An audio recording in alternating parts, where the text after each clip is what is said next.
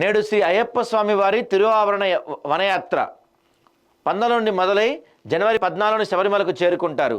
మణికంఠుడి ఆభరణాలకు రక్షగా వచ్చే గరుడ పక్షులు ఆదాబ్కు దక్కిన అరుదైన అవకాశం, సేవకులుగా నమోదు.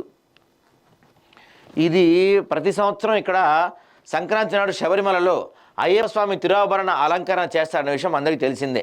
అయ్యప్ప స్వామి వారి తండ్రి వారైన రాజరాజశేఖర మహారాజు దంపతులు చేయించిన దివ్య ఆభరణాలను 19 నుండి మోసుకొని వనయాత్ర చేసి శబరిమలకు తీసుకొస్తారు. జనవరి 12 మొదలైన నడక 14వ తేదీ స్వామివారి శ్రీ కోవెల సన్నిధానంకు చేరుకుంటారని అందరికీ తెలిసిందే. స్వామివారి దివ్య తిరువాభరణకు అంగరక్షకులుగా 2 గరుడ పక్షులు వస్తాయి. వాటిని హరిహరులుగా భావిస్తారు పందలం వాసులు. ఈ స్వామి నగలు ఏవైతే ఉంటాయో అవి అక్కడ తీసుకొచ్చే క్రమంలో ఆ నగల పెట్టె, ఈ పెట్టె ఒకటి ఉంటుంది. సో ఈ పెట్టెను తీసుకొచ్చేప్పుడు దారంతా కూడా 2 గరుడ పక్షులు వెంటొస్తాయి.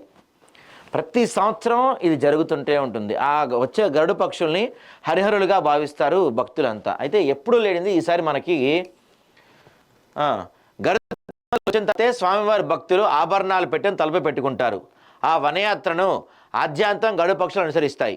ఆభరణాలకు రక్షణగా ఉంటాయి. 3వ రోజు పొద్దున పంబ చేరుకుంటారు. సాయంత్రం ఆకాశంలో దివ్య మకర నక్షత్ర భక్తులకు దర్శనమిస్తుంది. స్వామివారి సాయంత్రం అలంకరణ అవ్వగానే కాంతిమాలపై మకర జ్యోతి దర్శనమిస్తుంది. ఈ యొక్క పర్యంతమంతా భక్తులకు ఎంతో కనిపించేయడమే కాకుండా కోటి జన్మల పుణ్యఫలం లభిస్తుంది. ఈ విషయంలో ఆదాబ్కు అరుదైన అవకాశం దక్కింది.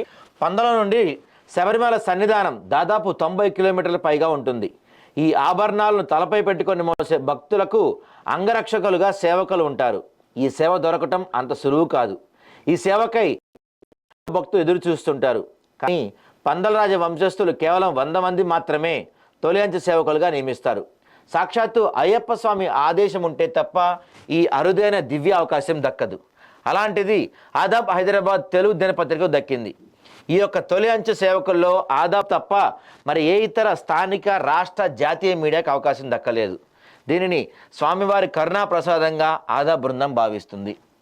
ఆ మొదటి అంచెలో స్వామివారికి చుట్టుపక్కల ఉండే మొదటి అంచెలో మన ఆదాబ్ హైదరాబాద్ ఉండబోతుంది. అంటే మన ప్రతినిధి ఆ మొదటి అంచెలో ఉండబోతున్నారు. నిజంగా ఏ రాష్ట్ర కానీ జాతీయ మీడియా కానీ దక్కని అవకాశం మనకు దక్కుంది. ఈ పెట్టెను తీసుకొని వచ్చే ఒక 4 వాళ్ళు ఉంటారు. వాళ్ళ చుట్టుపక్కల సేవకులుగా 100 మంది కేవలం అయ్యప్ప స్వామి వంశస్థులు మాత్రమే ఉంటారు. కానీ మొదటిసారి ఎటువంటి ఇంతవరకు ఏ మీడియాకి రాని పర్మిషన్ మనకు వచ్చింది. ఏ మీడియాకి ఛానల్కి రాని అవకాశం మనకు వచ్చింది. ఈ యాత్ర మొత్తం దాదాపుగా ఈ 90 కిలోమీటర్లు జరిగే పాదయాత్ర మొత్తం మన ప్రతినిధి అందులో పాల్గొనబోతున్నాడు.